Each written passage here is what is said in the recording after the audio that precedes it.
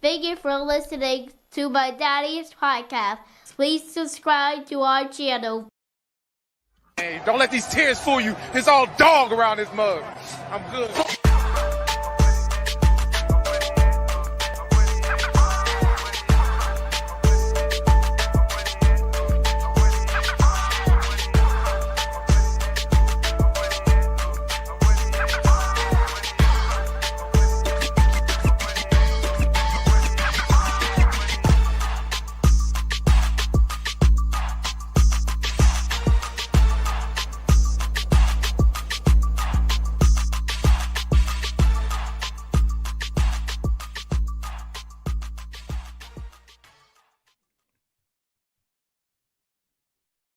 Hey, what's going on, Who Dat Nation? It is yours truly, Timothy J. Jones. And yes, I am the host of the State of the Saints podcast, powered by BETUS. Sign up today, get up to 150% on your first deposit, up to 125% on your second and third deposit, up to $2,000. Go ahead and use that promo code YouTube150. Hope everybody's having a good day. This is an impromptu show. It's not going to be very long, probably going to go about 15, 20 minutes. And it's just going to be some rapid fire type stuff, just answering your question and reading some of your comments. Just want to take some time out to let everybody know I appreciate them. You know, sometimes a lot of questions and concerns and stuff like that get overlooked because, we trying to fill in different stories and stuff like that. So I just thought I'd take a few minutes just to kind of feel the pulse of the Who Dat Nation, see what you all feel in regards to this head coaching search. I will go ahead and start as people start to file in here, and then I'll read some of your questions and comments. But I feel like, as close as we get to the Super Bowl and as the days go by, I feel like it's pretty much, without saying a foregone conclusion about Kellen Moore. I don't believe that the New Orleans Saints would be taking this much time and deciding who's going to be the head coach if they weren't waiting on Kellen Moore. Now, I could be wrong, but, it just seems that way. I mean, you have a couple coaches that are out there as candidates, Darren Rizzi, Anthony Weaver, and Mike Kafka, who aren't in the postseason, right? I mean, so if you wanted one of those guys, I feel like we probably would have heard something right now. And as far as I know, I mean, probably by the end of this show, we probably hear a report. But it just seems like the New Orleans Saints are trying to steer in that direction. The effort that they put towards to even interview him, for them to hop on the jet, to go to Philly to interview him, just shows you how much respect they have for Kellen Moore. And I can understand, the way that he has been coaching this past year, and also his resume and how quickly he rose up the ranks of the coaching tree, is pretty impressive in his own right. I will admit, I'm not going to pretend like I was always a person that would, support the whole Kellen Moore thing. Me personally, I felt like the New Orleans Saints, they needed someone that I knew that would give them instant stability. Also, I still have my questions about Kellen Moore. Can he lead a room? And who has he developed as a coordinator? That's still a concern for me. But, the worst thing that can happen is a person doesn't try, to try to make things different or change their circumstance. So I can't say on one hand, Saints need to change some things around, but then don't like the way that they do it. Like, if you want to do something different, if you want to change some things around, I mean, sometimes you got to go outside the box. And this would be the Saints thinking outside of the box. I mean, this guy in Kellen Moore, he has no ties to the New Orleans Saints. Like, this isn't one of those guys who was on the coaching staff back in the day, or, coordinator at one time. This is a guy who doesn't have any ties to New Orleans. So the New Orleans Saints are trying to do something different if they were to hire Kellen Moore. But they would be doing something different if they hired any one of these candidates, for the exception of Darren Rizzi. None of these guys have any ties to the Saints. And, I just want to see this team win. I want to see this team be successful, just like everybody else. Like, whether you cover the team, whether you're a fan of the team, nobody wants to sit up here and be writing bad articles about how bad the team look. And people don't like feeling this way. You know, the pulse and the energy of the Who Dat Nation is at an all-time low, in my opinion. You know, I've never seen, well, I don't want to say I've never seen, but, you know, in the last 15 to 20 years, I never seen the morale of this team as low as it has been over the last few months in this entire season. It just feels like all hope is lost. And I don't think Saints fans want to feel that way. I don't think the organization wants Saints fans to feel that way. But you have to be able to embrace the future. You got to be able to adapt. And hopefully what the Saints have been going through during this coaching search can be a wake-up call for them so they can make some changes and maybe understand that you can't keep on doing the same thing over and over again, expecting a different result. You're going to find yourself being lost with the times. Kellen Moore, you know, I feel like he could come in. I don't think he would have an issue working with Mickey Loomis. I mentioned on the last episode that, you know, you went from working with Jerry Jones, and, you know, I don't think it gets more you know, hectic than that. So I think that he will be able to work with him. He seems like he's not the type of guy that just wants a bunch of responsibility. It seems like he just wants to focus on the X's and O's and also try to organize things, you know, to a point where he has a successful coaching staff, and that means that you'll have a successful team. But let me go ahead and read some of your comments, and we'll get started from there. Shouts out to everybody in the chat, and if you're new, all you have to do is just put your comments in the chat. You know, I appreciate the donations and all that kind of stuff. That's cool, and I really appreciate it. But that's not what we're about here. You know, we pretty much open to everybody. All right. So if you have a question or a concern, feel free to put it in the chat. So as after Tuesday night, I was not myself, but I'm a lot better today. Well, I tell you what, Jerry, you know, you weren't the only one. You know, a lot of us, you know, go through these, you know, issues, personal, and, you know, sometimes it affects our mood. I mean, I was kind of the same way on yesterday, to be honest with you, man. But, you know, I kind of battled through it. You know, and if you're actually going through things, you know, man, just know that there's some people out there that love you and appreciate you. Jerry here, we all going through this together, you know, and it don't really help when your team is not very good either, you know, like, you know, so we're in this together, man. Rather we're talking about football or in life, you know, we have to lean on each other. We have to show love to one another, you know, and sometimes we're not going to be our best, but just know that that was just one day. That's not, you don't have to be the next day, right? It's just one day, not the next day. But let's go ahead and move on. It says, at this point, I don't care when we hire who we hire. We needed some kind of change. Just know it's going to be a long ride before we get it right.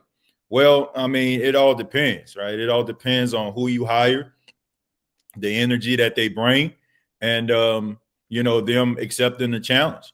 I mean, you know, I will say, VP, we don't know what this season is going to look like in 2025. Like, we can have an indication of what it would look like, but we don't know. You know, I've seen teams are left for dead. They were left for dead. Nobody expected for those teams to do anything. And the next thing you know, they went in the division, making a postseason. Like, you know, sometimes, you know, it just takes the right coach in the right position with the right level of energy to get it right. You know, like, nobody expected for the New Orleans Saints in 2006 to make it all the way to the NFC Championship game, right? I mean, right after Katrina, and what the New Orleans Saints are dealing with now is just a footnote in what was going on. You're talking about life-altering situations right there.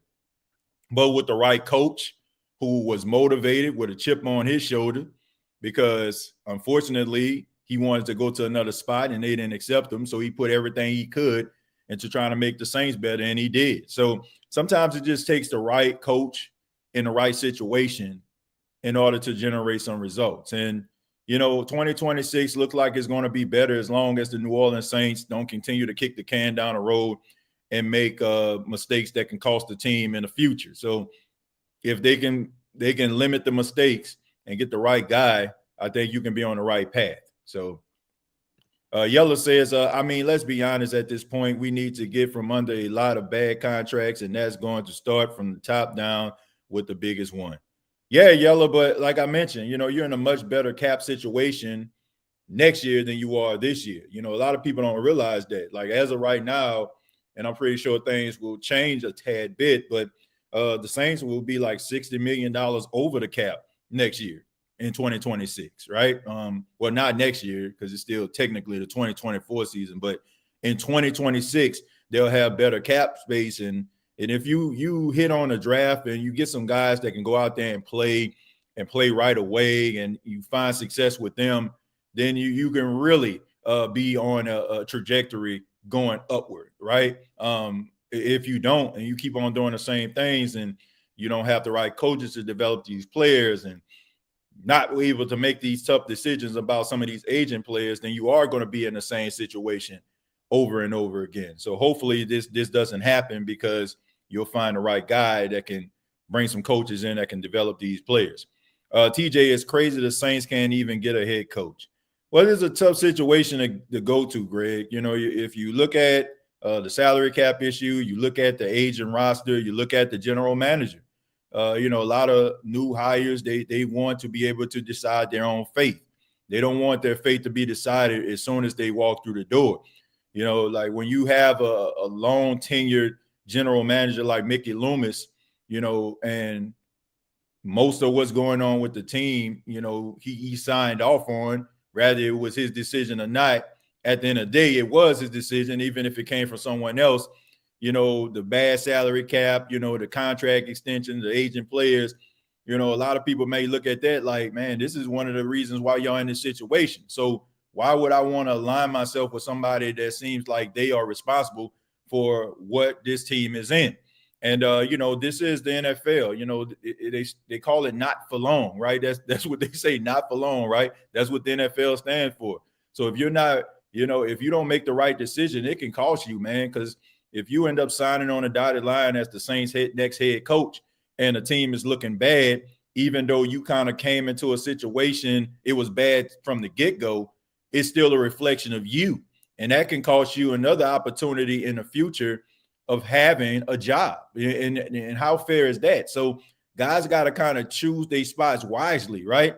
Because, perception is reality, right? What things are perceived as, that's what people's reality is. So I can understand why you look at this situation, you got to kind of raise the people's eyebrow, the rock style a little bit, and to figure out if this is where you want to be, if this is what you want to do, So I get it completely. It's a tough sell for the Saints. It's a tough sell.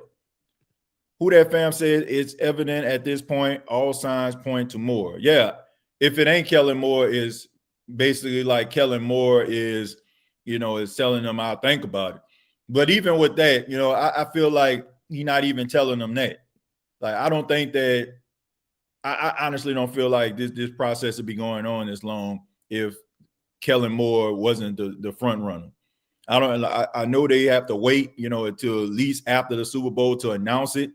But I mean, there's been many situations where we've heard the news, right, that a coach is leaving. I can remember watching the Super Bowl when I want to say when Seattle played against the Denver Broncos, and they were saying like Dan Quinn was going to be the head coach of the Falcons, like while he was coaching the defense. So, there are cases where that happens, and I'm pretty sure if it does, and if they do decide, it's probably going to be a couple days before the Super Bowl, or it's probably going to be like late on this weekend or something like that. If they decide, that's when you're going to start hearing the rumors start to come out. But a lot of these insiders, they kind of like spread the little seeds and stuff like that, but they don't really just come out and just say it. They kind of leave themselves wiggle room in case like something actually happens where they can be like, well, this is what the reports were saying, but they couldn't get it done, So they plant the seeds a little bit. Like I was looking at Ian Rappaport speak at the Senior Bowl.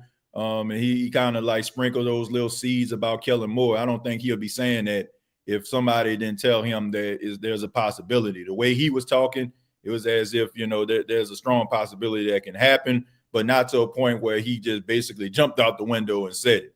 I'm going to scroll down a little bit. Hot Boy Nola said, TJ, do you think he's the official coach now? Well, I kind of answered your question at the top. well, just a few seconds ago, Nola. I think that he's the front runner. And if he's not, then they waiting on him to make his decision. TJ, I'm really done with this team and GM and the front office until they realize Mickey Loomis needs to go. He got the whole NFL talking down on the Saints. Yeah, man. I mean, it's just one of those things where I don't feel like Gail Benson looks at Mickey Loomis as a problem. I think that she looks at Mickey Loomis as the solution. And that's what happens when you are the top football guy, among executives. You're the guy that everybody kind of looks to. But I don't know, man. I just look at Mickey Loomis. I want to say like 68 years old. He's been doing this for a long time. And, I think a part of him just wants to make sure that the Saints are left in a better position. But I just don't think that, he needs to be the sole shot caller. Like, you can have some guys that give you ideas, but at the end of the day, I don't think that any of the ideas are going to trump his. So I just think that you just need some fresh blood up in the front office, man. I think you really do. I think you need somebody that is young, innovative, that can come through with some fresh ideas and, be able to turn this organization around and not just try to run it like you got something to prove to somebody and taking shots at the journalists and taking shots at the fans. Like, yes, fans don't know as much about football as you, but I think Saints fans and I think reporters know what good football looks like. And if you're being honest with yourself, you know that good football hasn't been played in New Orleans since number 9 left. Like, consistent good football, like a game or two where they look like something, yes. But that happens with every team. But consistently, this team has been inconsistent. So you have to start looking at upper management. You got to start looking at Mickey Loomis. So hopefully, if he can't get it done this season, or he couldn't get it done this season, but next season in 2025, he can't get it done, I think they're going to have to realize something needs to change. So someone needs to tell Gail that no one wants to work with Loomis. Means I feel like, that is something that they're going to have to address. Like, you can pretend, but when something is like right there in your face, right, you have no choice but to acknowledge it. $51 million over the cap is hard for a coach to deal with. Yeah, it's hard for a coach to deal with, but I think that the Saints have one thing going for them. They have a patient ownership. So whoever comes in, they'll give them time to turn things around. I don't think they will even look at 2025 as a year of evaluation. I really don't. Like, why would you try to evaluate a guy who's coming as your head coach with 2 hands tied behind his back? Not even one, 2 hands, right? I mean, you got to kind of hit it out the park in a draft and come up with your own plan. I think at this point, if the Saints end up like doing something more than winning 5 or 6 games, I think that that's a win. If they end up like making a postseason or playing some meaningful football around November, December, that's definitely a win. So I think that, whoever comes in, the organization is going to have patience with them. So I'm not really concerned about that at all. TJ, I'm telling you now, the only way to get Mickey Loomis out of there, the Saints fans need to stop going to the games. Don't buy nothing. Got to hurt them where it hurts more in their pockets. Well, here's the thing.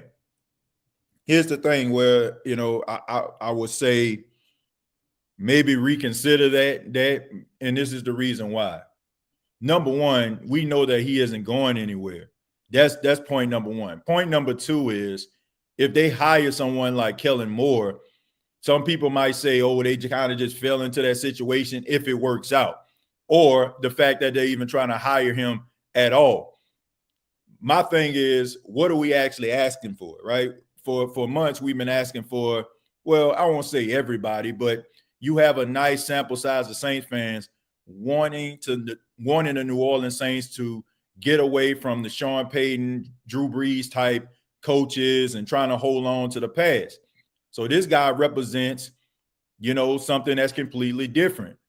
Most Saints fans that I've talked to, they wanted to go younger. They're looking at Sean McVay and Matt LaFleur and Kevin O'Connell, young coaches that's doing it in a major way. There's another guy that kind of checks the boxes. Regardless of how you fell into the situation, it happened. So technically, they did do something that we asked for. You may not like the general manager, but he is, if they get Kellen Moore, he is giving Saints fans what they feel is necessary to win. So rather they fell into the situation or he was their number one choice in the first place, which we all know that wasn't the case, it's still worth, maybe giving it a shot, because Kellen Moore didn't do anything. Kellen Moore is just a guy who did good enough to be able to get a coaching opportunity. So I'm willing to go into the Caesars Superdome and watch a Kellen Moore-led New Orleans Saints team to see what it looks like. If this was the same old song and dance, digging in a crate, and trying to find somebody that kind of rubbed up against Sean Payton, got juicy fruit for Sean Payton, y'all know the spiel, right? Then I can understand, maybe kind of boycotting this joint and not wanting to invest in it. But like I said, Kellen Moore is not his fault. And, he's just a person that got opportunity. And if he end up being hired by the Saints, would you take it? And, would you want somebody to blame or don't want fans to be in a crowd for something that you had absolutely nothing to do with? So that's the way I look at it. Like, if this was one of those situations, Greg, where, Dennis Allen was on the sideline still, I can understand how you feel. But this is going to be a New Orleans Saints team with new coaches, a new head coach, new coaches, and most likely new players. So I just say give it a shot. And if this, the same old song and dance start to happen once again, then I can feel like, maybe you need to protest it. But this is going to be a new regime. And I don't want to criticize or, beat down a new coaching staff, because I don't like Mickey Loomis, or, or I'm not a fan of, I don't say I don't like him. I'm just saying, if this is the way a fan would think, if I'm not a fan of Mickey Loomis, right? I can understand, that, but at the end of the day, it's this is going to be a whole New Orleans Saints team, so how can you hold the new regime responsible for some things that took place, with Dennis Allen and that whole spill over there. I personally don't think there's any right or wrong coach. I just want something different and something new to level set expectations. Yeah, look, I don't think Saints fans really have a preference, because if you hire a new head coach, you don't know what that head coach is going to do. You don't know what it's going to look like. You don't know what he's going to be able to bring to the table. So you can't really get mad. You can say, oh, this guy doesn't look like, but like I mentioned, I always mention that example about maybe a short guy out there on a basketball court, or somebody small and stocky playing out there on a football field. You just automatically just believe that, he's undersized, he can't ball, or, you don't know what a person can do until they're put into a situation. I'm pretty sure a lot of people on here probably got counted out. Rather it's at a job people felt like you couldn't do, rather it's a commitment they feel like you wasn't be able to rise to the occasion. You get what I'm saying? So, you can't really look at Kellen Moore and look at him and say, oh, man, he just looked like he can't coach. I don't know, man. Great coaches come in all shapes and sizes. I know that we want the coaches to be walking around this thing looking like he stepped out of GQ magazine, spiked hair, or, some waves, getting your Marcus Freeman on or something. But, I don't care about, any of that stuff. If a guy can coach, it doesn't matter what he looks like. I just think that we need to give him an opportunity. Whoever the Saints head coach is, give him an opportunity. If he doesn't knock it out of the park, then we can have this conversation. But I think at this point, we see where the Saints are. We know what it is. It is what it is at this point. So you just got to hope and pray for the best. Way too many bootlickers get to pass to be connected with this team, with Mickey Loomis being the only version of truth Gayle is getting. Yeah, man, I just think that, Gayle Benson doesn't know that much about football, and, she trusts those guys to make the right decisions, and unfortunately they haven't. So I don't even blame Gayle Benson, because I've been mentioned on shows past, if Gayle Benson wasn't married to Tom Benson, I don't even think she'll be around football. The entire coaching search process is all anyone needs to know about how incompetent Loomis has become. I'm scroll down a little bit. I'm going to take a few more and then we'll go ahead and get up out of here, folks. Like I said, it's not going to be a quick show. So I'm going to just scroll down. Let's see. Jack says, is Kellen Moore an alpha dog? If not, this clown show is going to dress him down in clown clothes too.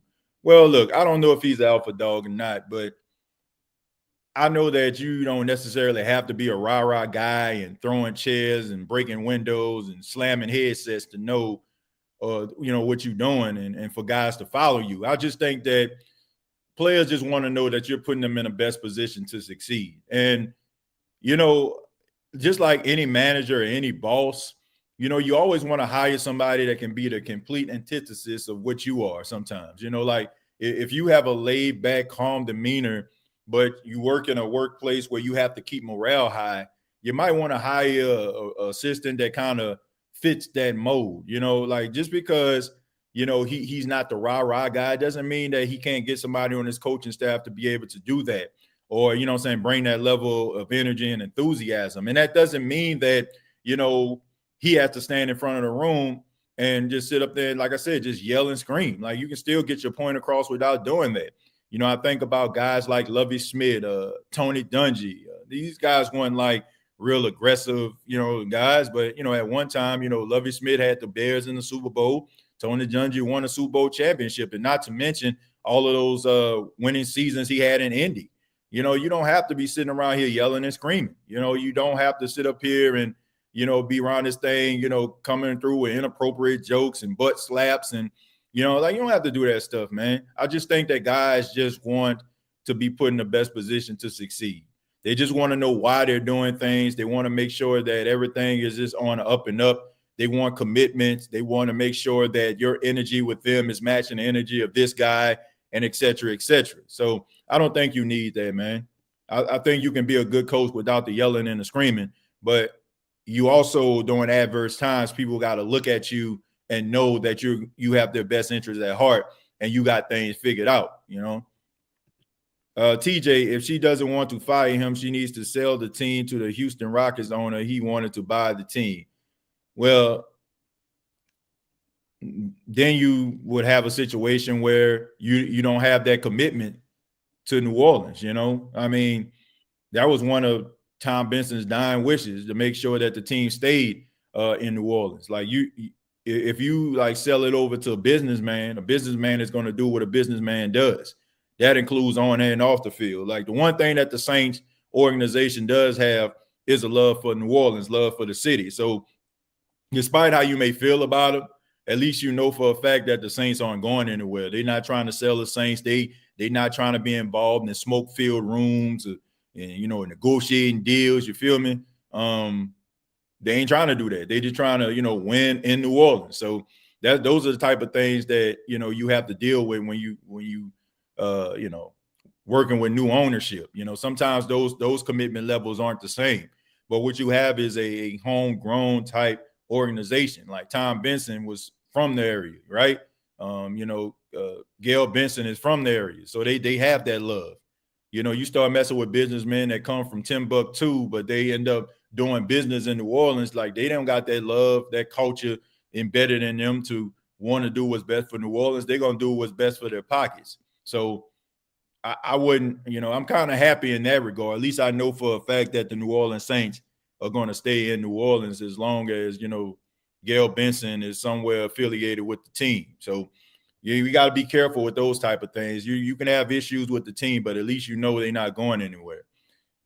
TJ, some of these superficial fans might feel better about Moore if he puts some of that Marcus Freeman S-curl up on his scalp, that comp, that a wine silky, that world of curls, maybe some TCB. Yeah, probably, man. Like I said, man, people just want you to look the part, dress the part. Like, man, that's why I got so much fakery going on right now, man. People be trying to fake the funk. Like I was having a conversation, just kind of, talking with somebody, and I was, the whole conversation about the whole sources thing came up from a couple of episodes ago, and we were just talking about like, me saying I'm not an insider, right? And like, dude, you shouldn't say you're not an insider. You're not an insider, right? And I'm like, I'm not. I can't fake that, right? I'm not like I never want to portray myself as being bigger than what I actually am. Anything and any opportunity that I got is because of great people that were nice enough to give me opportunities to interview them, or just opportunities within themselves. I try to show people like I'm just an everyday guy, just like everybody else. Like I go to work just like everybody else. Talk to my wife about paying bills just like everybody else. Like my whole point is, we can't get so wrapped up in what a person look like or how things are perceived. Like, cause sometimes what things seem aren't always what they are. You get what I'm saying? So he can come out here and he can dress the part. He's suited and booted with some Ray-Ban sunglasses on. You know what I'm saying? His hair spiked up. You know what I'm saying? Looking like he fresh out of GQ magazine, but couldn't coach his way out of a wet paper bag. You get what I'm saying? So we can't get so wrapped up in what a person actually looks like. We got to be wrapped up in what that person can actually bring to the table. I don't care what they look like, as long as they can coach this football team and help them find success. So, you can't just like get wrapped up in that stuff, man. Like things ain't always what they seem. People lie, fake the funk all the time. Like they be standing in front of places, being in places, like they look like they're in a lap of luxury, but you don't even know behind the scenes what they actually went through to actually be at that point. So I just think that people need to stop being so wrapped up in what people look like or what they feel like people's lives are. Because, that ain't what it is. I care about if somebody's going to be able to win consistently. And that's what should be your major concern, no matter what shape, what size, what color, or creed the Saints' next head coach is. But I want to say thank you all for checking out the State of the Saints podcast. Really do appreciate it. Just like I said, man, I got to do things just like everybody else, like go pick up my son from school. But I want to say thank you. I really do appreciate it. Shouts out to you. I ask that you hit yours truly up on X at TJAY Jones 8, also on Blue Sky at TJAY Jones 8. You can check out previous episodes of this show on YouTube.com. Search The State of the Saints podcast. And for all those on X right now, we've been killing it on X, and I appreciate everybody watching it. But I'm asking you to come on over to YouTube.com and hit the subscribe button to subscribe to the State of the Saints podcast so we can get those numbers up. Thank you for your love and your support. And like always, all I got to say is, who that? Thank you for listening to my daddy's podcast. Please subscribe to our channel. Hey, don't let these tears fool you. It's all dog around this mug. I'm good.